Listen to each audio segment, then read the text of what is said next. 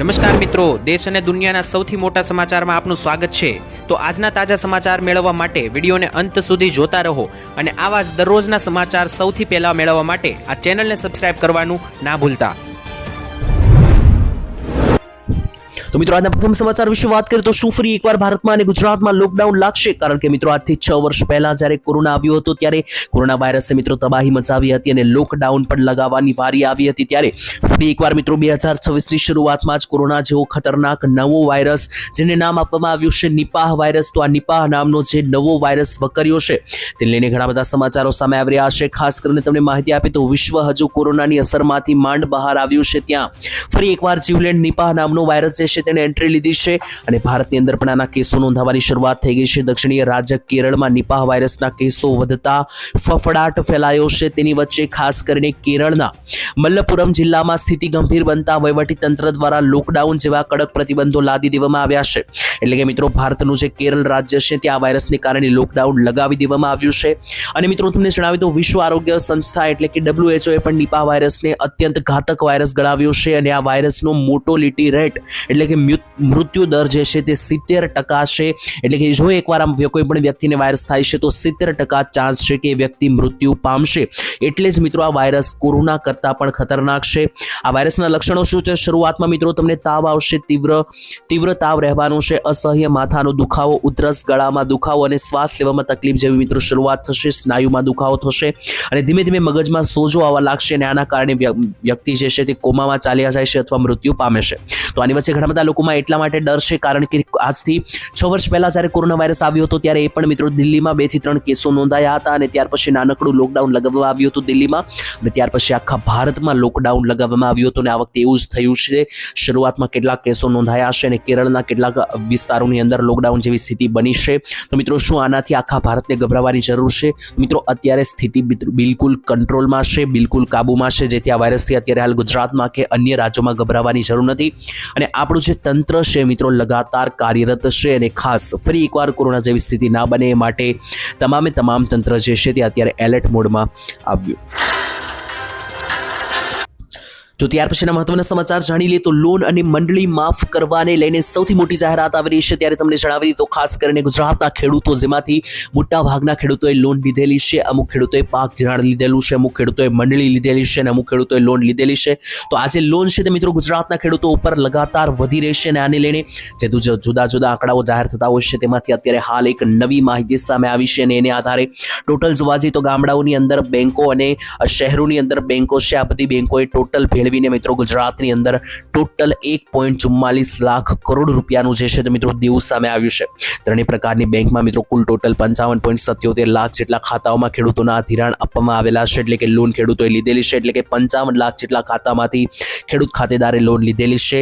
અને તમને મિત્રો જણાવી દઈએ તો ગુજરાતની ઉપર જે છે તે ખાસ કરીને ઘણું બધું દેવું વધી રહ્યું છે। તેનું કારણ છે કે મોંઘવારી વધી રહી છે, ખેડૂતોને કુદરતી આપત્તિઓનો સામનો કરવો પડે છે। અને મિત્રો તમને જણાવી તો લોકસભામાં નાણાં મંત્રાલય દ્વારા એક સવાલ પૂછવામાં આવ્યા હતા કે ગુજરાત સહિતના વિવિધ રાજ્યોમાં ખેડૂતો પરના જે દેવાની માહિતી છે તે આપવામાં આવી હતી। ત્યારે મિત્રો તમને જણાવી દઈએ તો ગુજરાતનું પણ ગઈ વખતે જ્યારે બજેટ જાહેર થયું હતું ત્યારે વિરોધ પક્ષ તરફથી પણ સવાલો પૂછવામાં આવ્યા હતા કે સરકાર જે છે તે આ દેવું વધી રહ્યું છે તેના ઉપર ક્યારે ધ્યાન આપશે અથવા તો જે દેવું વધી રહ્યું છે ખેડૂતોનું તેમના દેવા પણ માફ કરવામાં આવે તેવી માંગ કરવામાં આવી હતી।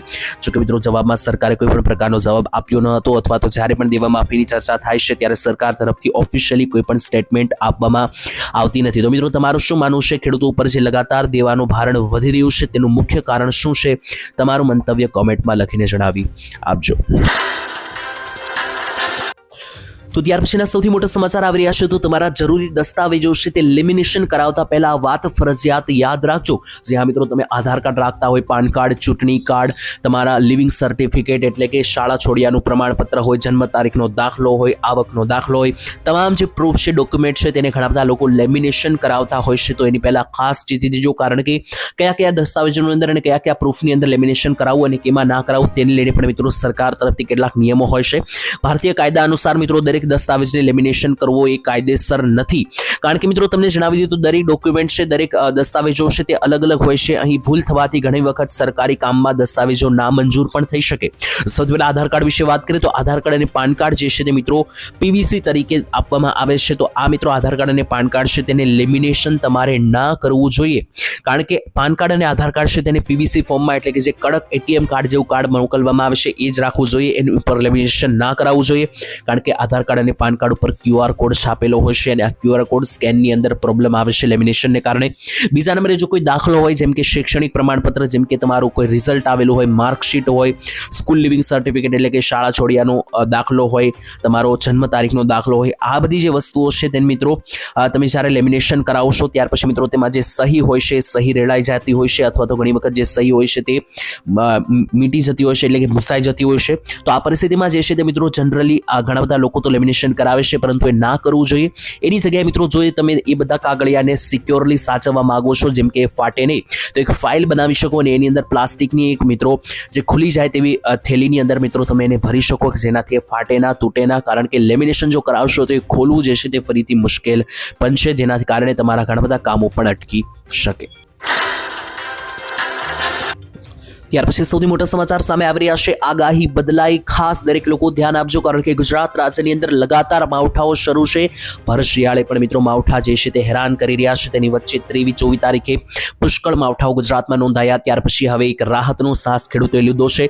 તેની વચ્ચે હવે એક ફરીથી નવી આગાહી આવી ગઈ છે. 1 થી 5 તારીખની વચ્ચે ગુજરાતમાં ફરી એકવાર વાદળછાયું વાતાવરણ અને અમુક ભાગોમાં માવઠા જેવો માહોલ પડી શકે આવનારા મહિનાની શરૂઆતના અઠવાડિયાની અંદર.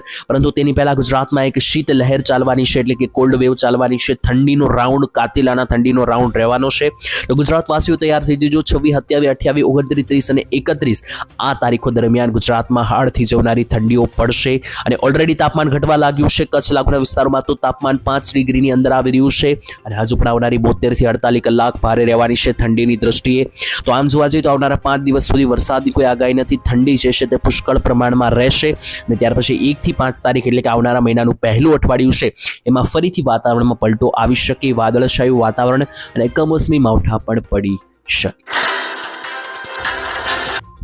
તો ત્યાર પછી સૌથી મોટા સમાચાર આવી રહ્યા છે. તો હવે તમારા તમામ કામ જે છે તે ફોન ઉપરથી તમે કરાવી શકશો. સૌથી મોટા સમાચાર, ગુજરાત સરકારે એક નવી સેવા શરૂ કરી છે. આ યોજનાની અંદર જે છે તે મિત્રો તમારા વોટ્સએપ ઉપરથી તમારા ઘણા બધા સરકારી કામો પૂરા થઈ જશે. એના માટે તમારે એક નંબર સેવ કરવો પડશે. મિત્રો જનતા માટે જે છે તે સરકારે એક નવો વોટ્સએપ નંબર બહાર પાડ્યો છે. એ નંબર ઉપર જો તમે હેલો લખીને મોકલશો એટલે તમારો આવકનો દાખલો, જાતિનો દાખલો અને સીધા તમારા મોબાઈલ નંબર ઉપર તમે મેળવી શકશો. એટલે કે પહેલા જે છે તે આ તમામ પ્રકારના દાખલાઓ કઢાવવા માટે તમારે ધક્કા ખાવા પડતા હતા સરકારી કામો અને કેટલીક યોજનાઓની માહિતી માટે પણ તમારે ધક્કા ખાવા પડતા હતા, પરંતુ હવે એ વસ્તુ નથી. હવે તમારા ફોન ઉપર તમને બધી વસ્તુ મળી જવાની છે. સરકારે જે નંબર બહાર પાડ્યો છે એના ઉપર તમે હેલો લખીને મેસેજ મોકલશો એટલે એની ઉપર જ મિત્રો તમારું જે છે તે તમામ પ્રકારની સર્ટિફિકેટ, દાખલાઓ હશે જાહેર કરવામાં આવશે. ભવિષ્યમાં મિત્રો આ નંબર પરથી તમે હવામાનની આગાહી પણ જાણી શકશો, સરકારી યોજનાઓ વિશે પણ માહિતી મેળવી શકશો અને આભા કાર્ડ પણ ડાઉનલોડ કરી શકશો. આયુષ્માન કાર્ડ પણ તમે ડાઉનલોડ કરી શકો. તો હવે તમારે એમ જાણવો હોય નંબર, તો મિત્રો નંબર અહીંયા સ્ક્રીન ઉપર દેખાઈ રહ્યો છે બીજી લાઈનમાં અને હું તમને દેખાડી પણ દઉં. તો મિત્રો એ નંબર છે 9545 75 67 67. આ નંબર ઉપર મિત્રો જે છે તે તમે હેલો લખીને વોટ્સએપમાં મોકલશો તો તમારા સરકારી કામો ઘરે બેઠા વોટ્સએપના માધ્યમથી થશે. ત્યાર પછી સૌથી મોટા સમાચાર આવી રહી છે. સરકારે જાહેર કરી નવી યોજના, જેમાં મિત્રો 800 રૂપિયામાં તમે આખું ગુજરાત ફરી શકશો. યોજનાનું નામ છે મન ફાવે ત્યાં ફરો યોજના. GSRTC એ મિત્રો પ્રવાસીઓ માટે મન ફાવે ત્યાં ફરો યોજના મિત્રો જાહેરાત કરી છે. આ યોજના અમલમાં મૂકવામાં આવી હતી. આ યોજના હેઠળ મિત્રો એસી વગરની જે બસો છે તેમાં તમે 4 દિવસ માટે માત્ર 850 રૂપિયા આપીને અને 7 દિવસ માટે માત્ર 1400 રૂપિયા આપીને ફરી શકશો. એસી વાળી બસમાં બેસવું હોય તો એસી વાળી બસમાં 4 દિવસના ભાવ છે 2950 રૂપિયા. આ યોજનામાં બાળકોને 50% ટિકિટમાં રાહત આપવામાં આવે છે. એટલે જો તમારી સાથે બાળક હશે તો 50% ટિકિટ પણ ઓછી થઈ જશે. પ્રવાસીઓ દ્વારા મિત્રો સોમનાથ, દ્વારકા આવી બધી વસ્તુઓ મિત્રો કે જે મોટા મોટા સ્થળ છે ગુજરાતના ત્યાં પ્રવાસ કરાવવામાં આવશે. તો જો મિત્રો તમારે પણ ફરવું હોય 4 દિવસના માત્ર 800 રૂપિયા છે એસી વગરની બસમાં અને 7 દિવસ ફરશો તો માત્ર 1400 રૂપિયાની અંદર તમે ગુજરાત ફરી શકશો. GSRTC એ મન ફાવે ત્યાં પ્રવાસ કરો યોજના જાહેર કરી. ત્યાર પછી સૌથી મોટા સમાચાર આવી રહ્યા છે, આ ભૂલ નહીં કરતા નહીતર 1000 રૂપિયાનો દંડ જે છે તે સરકાર તરફથી ફટકારવામાં આવશે. સૌથી મોટા સમાચાર, ભારત મિત્રો હવે 2027ની વસ્તી ગણતરી માટે સજ્જ થઈ રહ્યું છે. તેની વચ્ચે ઐતિહાસિક રીતે પેપરલેસ અને ડિજિટલ ભારત થઈ રહ્યું છે. તેની વચ્ચે હવે જો તમે આ ભૂલ કરશો તો તમને 1000 રૂપિયાનો દંડ પણ ફટકારવામાં આવી શકે. તો સરકારે લીધો મોટો નિર્ણય. મિત્રો ભારત જે છે તે હવે 2027ની અંદર વસ્તી ગણતરી માટે સજ્જ થઈ રહ્યું છે. તો વસ્તી ગણતરી કરનારા લોકો તમારા ઘરે આવશે, તમારી પાસેથી જુદી જુદી માહિતીઓ મેળવશે, પ્રશ્નોના જવાબ આપવાનું કહેશે. જો તમે પ્રશ્નોનો જવાબ નહીં આપો અથવા આપવાનું ટાળશો અથવા માહિતી આપવાનો ઇનકાર કરશો તો આ કાયદાનું ઉલ્લંઘન ગણવામાં આવશે અને 1000 રૂપિયા સુધીનો દંડ પણ વસૂલવાની જાહેરાત અગાઉ કરવામાં આવી હતી. અધિકારીઓને આપવામાં આવી છે આ છૂટ અને ભલે દંડની રકમ નાની દેખાય પરંતુ તેનો મુખ્ય ઉદ્દેશ્ય એ છે કે નાગરિકો પોતાની ફરજ ભજવે અને જે પણ લોકો ઘરે આવે છે તેમને વસ્તી ગણતરીની સાચી સચોટ માહિતી જે છે તે યોગ્ય રીતે આપે. ત્યાર પછીના મહત્વના સમાચાર જાણીએ તો નોકરી ધંધા ખતરામાં. નવી ટેકનોલોજીને કારણે ઘણા બધા લોકોની નોકરીઓ છીનવાઈ શકે, કારણ કે મિત્રો આર્થિક સંકટ જે છે તે તમારે એમાં આવી પડી શકે. તો અગાઉથી તૈયારી રાખજો, કારણ કે એઆઈ અને ટેકનોલોજી જે છે તે બે રીતે કાર્ય કરે છે. એક રીતે તો મિત્રો ટેકનોલોજીનો ઉપયોગ અને વિજ્ઞાનનો ઉપયોગ તમારા માટે સારી રીતે થાય છે, તો કેટલો ખરાબ રીતે પણ થાય છે. ખરાબ અસર શું થશે તો મિત્રો વિજ્ઞાન અને ટેકનોલોજી જે વધી રહ્યું છે તેને કારણે માનવની એટલે કે માણસોની નોકરીઓ ખતરામાં આવી શકે, કારણ કે અત્યારે વિજ્ઞાનની મદદથી આધુનિક મશીનો અને રોબોટો બનવા લાગ્યા છે. મશીનોને કારણે ઘણી બધી નોકરી છીનવાઈ ગઈ છે અને હવે જે રોબોટ બન્યા છે મિત્રો, રોબોટ પણ માણસને લગતા તમામ કામો ભવિષ્યમાં કરી શકશે, જેને લઈને મનુષ્યો દ્વારા કરવામાં આવતી ઘણી બધી નોકરીઓ ફસાઈ શકે. ખાસ મિત્રો એક રિપોર્ટ જાહેર કરવામાં આવ્યો હતો. તે રિપોર્ટ અનુસાર ભવિષ્યમાં નોકરી ઉપર એક મોટી કાતર ફરી શકે, કારણ કે અમેરિકાથી મિત્રો જે છે તે ઇન્ટેલિજન્સ કંપનીઓએ એવો દાવો કર્યો હતો કે જે આ મિત્રો એઆઈ અને ટેકનોલોજીનો ઉપયોગ છે તે માણસોને લગતા તમામ કામો કરી શકશે. જે રોબોટ છે તે મિત્રો માણસ જે કામો કરી શકે છે તમામ કામો કરશે, જેમ કે ખેતરમાં મજૂરી કરવાથી લઈને રસોઈ બનાવીથી લઈને ગાડી ચલાવી શકશે. તો આમાં જેટલા પણ લોકો આ કામ કરે છે તેમની નોકરીઓ છીનવાઈ શકે અને માણસોની જગ્યાએ રોબોટો કામ કરી શકે, જેથી નોકરી ધંધાને લઈને ભવિષ્યમાં ખતરો ગણાવ્યો. તો ત્યાર પછીના મહત્વના સમાચાર વિશે વાત કરીએ તો 6 મહિના પછી હવે મળી શકે સૌથી મોટી રાહત. ડોનાલ્ડ ટ્રમ્પ અને ભારત વચ્ચેના સંબંધો સુધરવા જઈ રહ્યા છે, જેની વચ્ચે 6 મહિનાથી ચાલી રહેલી મહામંદીમાંથી લોકોને રાહત મળી શકે અને મોંઘવારીમાંથી પણ લોકોને રાહત મળી શકે. તેની વચ્ચે સૌથી મોટા સમાચાર આવી રહ્યા છે મિત્રો. અમેરિકાએ ભારત ઉપર 6 મહિના પહેલા મિત્રો જે ટેરિફ નાખ્યો હતો, 50% ટેરિફ 6 મહિના પહેલા ભારત ઉપર લગાવવામાં આવ્યો હતો. આનાથી ભારતના અર્થતંત્રને ભારે ફટકો પડ્યો હતો, જેનાથી માર્કેટની અંદર મોંઘવારી પણ ભારતમાં જોવા મળી હતી અને બીજા નંબરે ભારતની અંદર જે છે તે એક મંદીનો રાઉન્ડ પણ આવ્યો હતો. છેલ્લા ઘણા બધા મહિનાથી મિત્રો હીરા ઉદ્યોગ, કાપડ ઉદ્યોગમાં ભારે મંદીનો માહોલ છે. બીજા નંબરે તમને માહિતી આપે તો અમેરિકાના સ્કોટ બેરેન્સે મિત્રો સંકેત આપ્યા છે કે આગામી સમયમાં ભારત પર લાદવામાં આવેલા 25% ટેરિફ જે છે અમેરિકા દ્વારા લગાવવામાં આવેલા તે જે છે તેની અંદર ઘટાડો કરવામાં આવી શકે અને ટેરિફ હટાવવામાં આવી શકે. તેમણે મિત્રો જણાવ્યું કે જો બંને દેશો વચ્ચે વાતચીત જે છે તે આગળ સકારાત્મક દિશામાં આગળ વધશે તો ભારતને મોટી રાહત મળી શકે. ભારત ઉપર જે છે મિત્રો અત્યારે અમેરિકાએ 50% ટેરિફ નાખેલો છે, તેમાંથી 25%ની રાહત મળી શકે તેવું કહેવામાં આવી રહ્યું છે. અને જો મિત્રો આ વસ્તુ થશે અને ભારતને ખરેખર ટેરિફમાંથી 50%ની આંશિક રાહત મળશે તો છેલ્લા ઘણા બધા સમયથી જે હીરા ઉદ્યોગ, કાપડ ઉદ્યોગ અને ખેતી ઉદ્યોગની અંદર અને ખાસ કરીને જે ઇન્ડસ્ટ્રીયલ માર્કેટ છે તેમાં જે મંદીનો માહોલ છે તેમાંથી થોડી ઘણી રાહત મળી શકે. પરંતુ તેને લઈને મિત્રો અત્યારે છે તે ઘણી બધી કરારો થવા જઈ રહ્યા છે અને ઘણી બધી ડીલ થવા જઈ રહી છે અમેરિકા અને ભારત વચ્ચે. તેની ઉપર આધાર રાખશે કે આવનારા દિવસોમાં મંદીથી રાહત મળશે કે નહીં. અત્યારે સૂત્રોના જણાવ્યા અનુસાર માહિતી મળી રહી છે કે ભારત અમેરિકા વચ્ચેના સંબંધો સુધરી રહ્યા છે, જેથી મોંઘવારી અને મંદીમાંથી રાહત જલ્દી જ મળી શકે. તો ત્યાર પછીના મહત્વના સમાચાર જાણી તો મફતની સહાયો હવે બંધ થઈ શકે, કારણ કે સુપ્રીમ કોર્ટે પણ આપ્યો હતો મોટો નિર્ણય. ત્યારે સરકાર દ્વારા ચલાવવામાં આવતી જેટલી પણ મફત યોજનાઓ છે, જેમ કે મફત રાશન, મફત વીજળી, મફત બસ સેવા યોજના, મફત ગેસ યોજના, આ બધી યોજનાઓ જે મિત્રો ચાલે છે જેમાં મફત સહાયો આપવામાં આવે છે, તો આ બધી સહાયો જે છે તે બંધ કરવાની તૈયારીઓ કરવામાં આવી શકે, કારણ કે દેશમાં ચૂંટણી દરમિયાન રાજકીય પક્ષો દ્વારા આપવામાં આવે છે આ સહાયની લાલચ, તેવું મિત્રો જણાવવામાં આવ્યું કોર્ટ દ્વારા. ત્યારે મિત્રો સુપ્રીમ કોર્ટમાં દાખલ કરાયેલી અરજીમાં સરકાર દ્વારા આપવામાં આવતી જે ફ્રી યોજનાઓ છે તેમને લાંચ પણ ગણાવી શકાય, કારણ કે માનવામાં આવી રહ્યું છે કે મિત્રો આગામી દિવસોમાં જનતાને આવી મફત સરકારી યોજનાઓ ગુમાવી પડી શકે, કારણ કે કોર્ટે જણાવ્યું હતું કે જેટલા પણ લોકોને આ મફત યોજનાઓ મળે છે, મફત યોજનાઓનો લાભ લઈને લોકો જે છે તે હવે પોતાના જીવન માટે જે છે તે કમાતા પણ બંધ થઈ ગયા છે. મફત યોજનાઓની લાલચ ઉપર બેસીને લોકો જે છે તે કામ કરવા પણ તૈયાર નથી, કારણ કે ઘરે બેઠા લોકોને 5 કિલો મફત અનાજ મળી રહે છે, જેથી લોકો કામે પણ જઈ શકતા નથી. તો આ મામલે મિત્રો તમારું શું કહેવું જોઈએ? ખરેખર મફતની જે યોજનાઓ ચાલે છે સરકારની અંદર તે ચલાવવી જોઈએ કે બંધ કરી દેવી જોઈએ? કોમેન્ટમાં લખીને જણાવી આપજો. તો ત્યાર પછીના મહત્વના સમાચાર જાણીએ તો હવે ખાતર ખરીદવા માટે પણ ખેડૂતોએ આઈડી કાર્ડ દેખાડવું પડશે, નહીતર જે છે તે મિત્રો હપ્તા નહીં મળે, પરંતુ હપ્તાની સાથે સાથે હવે ખાતર પણ મળશે નહીં. શું છે મિત્રો આઈડી કાર્ડ અને ખેડૂતો કઈ રીતના કઢાવી શકશે તેના વિશે વિસ્તારથી માહિતી આપું. મિત્રો સરકારે જે છે તે ખાસ કરીને 2000 રૂપિયાનો હપ્તો જે મળે છે તેની અંદર પણ કિસાન આઈડી ફરજિયાત ફાર્મર આઈડી બનાવવાનું કહ્યું હતું. ત્યાર પછી હવે ખાતર ખરીદવા માટે પણ ખેડૂતોએ ફાર્મર રજિસ્ટ્રેશન કરાવવું પડશે, ખેડૂત આઈડી કાર્ડ ફરજિયાત બનાવડાવવું પડશે. સરકાર ખાતરના વેચાણને લઈને મિત્રો સુવ્યવસ્થિત કરવા માટે અને ખાતરની જે અછત પડે છે તેને કંટ્રોલમાં લાવવા માટે ખાતર વેચાણ પ્રક્રિયા સુવ્યવસ્થિત કરવા માટે સરકારે ડિજિટલ ખેડૂત આઈડીનો ઉપયોગ કરી શકે. આ મિત્રો એ જ ડિજિટલ ખેડૂત આઈડી છે કે જેનો ઉપયોગ તમે હપ્તો મેળવવા માટે પણ કરવાના છો. એટલે કે જો તમે ફાર્મર રજિસ્ટ્રેશનની પ્રક્રિયા નહીં કરાવી હોય અને ખેડૂત આઈડી કાર્ડ નહીં બનાવેલું હોય તો તમને 2000 રૂપિયાના હપ્તા તો બંધ થશે જ, પરંતુ ખાતર મળવાનું પણ બંધ થઈ શકે ભવિષ્યની અંદર, કારણ કે 2000 રૂપિયાના હપ્તાની અંદર ફાર્મર આઈડી ફરજિયાત કરવામાં આવ્યું હતું. તેવી રીતના ખાતર ખરીદવા માટે પણ ખેડૂત આઈડી ફરજિયાત કરવામાં આવી શકે, જેનાથી જરૂરિયાતમંદ ખેડૂતોને જ ખાતર મળે. તો ખાતરનો મિત્રો જે જથ્થો ખૂટી જાય છે, સ્ટોકમાં રહેતો નથી, તેને કંટ્રોલમાં લાવવા માટે સરકાર જે છે તે આ રીતના નિર્ણયો જે છે તે મિત્રો લઈ શકે. તો ત્યાર પછીના મહત્વના સમાચાર વિશે વાત કરીએ તો લેપટોપ ખરીદવા માટે સરકાર આપશે 25,000 રૂપિયા સુધીની સહાય. સૌથી મોટા સમાચાર મિત્રો, લેપટોપ સહાય યોજના અંતર્ગત હવે સરકાર જે છે તે બાળકોને લેપટોપની ખરીદી કરવા માટે 25,000 રૂપિયા સુધીની સહાય જે છે તે આપવા જઈ રહી છે. તેની અંદર તમને મિત્રો જણાવી દઈએ તો લેપટોપની કિંમત જે છે તે અત્યારે ઘણી બધી વધારે હોય છે અને બાળકોને લેપટોપ જે છે તે ઘર પરિવારમાંથી મળતું નથી, કારણ કે એટલી બધી સગવડતા લોકોની હોતી નથી. પરંતુ મિત્રો અત્યારે જે પ્રકારે ટેકનોલોજી અને વિજ્ઞાન આગળ વધી રહ્યું છે એ અંતર્ગત બાળકો પાસે એક લેપટોપ હોવું ફરજિયાત બની ગયું છે, કારણ કે એના માધ્યમથી બાળકો નવી નવી વસ્તુઓ શીખી શકે છે અને ટેકનોલોજીનો ઉપયોગ કરતા જાણી શકે છે.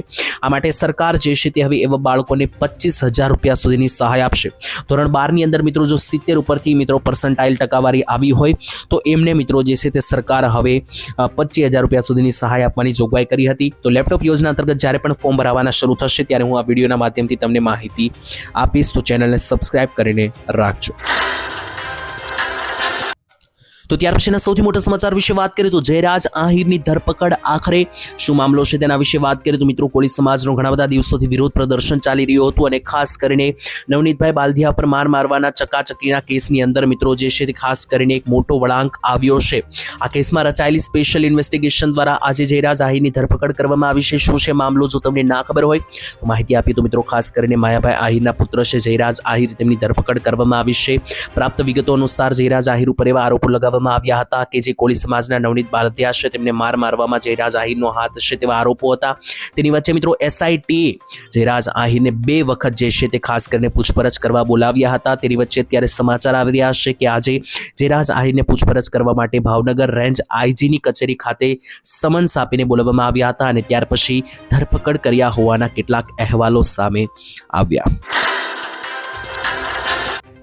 ત્યાર પછીના મહત્વના સમાચાર જાણીએ તો ગુજરાતના નાયબ મુખ્યમંત્રી અને ગૃહમંત્રી એવા હર્ષ સંઘવીએ હેલ્મેટને લઈને ગયા મહિને આપી હતી કડક સૂચના. તેને લઈને શું હવે હેલ્મેટ નહીં પહેરો તો દંડ નહીં મળે તેને લઈને મિત્રો હર્ષ સંઘવીએ મોટું નિવેદન આપ્યું હતું. ગુજરાતની અંદર ગુજરાતના જે ગૃહમંત્રી છે હર્ષ સંઘવી, તેમણે અલગ અંદાજમાં લોકોને જવાબ આપ્યો. કાર્યક્રમ દરમિયાન મિત્રો તેમને જ્યારે ટ્રાફિક નિયમોનું પૂછવામાં આવ્યું અને ખાસ કરીને હેલ્મેટ મુદ્દે ગંભીર પરંતુ માનવીય અભિગમ રજૂ કર્યો. હર્ષભાઈ સંઘવીએ સ્પષ્ટ શબ્દોમાં જણાવ્યું હતું કે પોલીસનો હેતુ જે છે તે જનતાના ખિસ્સા ખાલી કરવાનો નથી, પરંતુ લોકોના જીવ બચાવવાનો છે. જેથી તેમણે જણાવ્યું હતું કે હેલ્મેટ ન પહેર્યું હોય તો હવે પોલીસોએ દંડ ફટકારવાનો બંધ કરવો જોઈએ.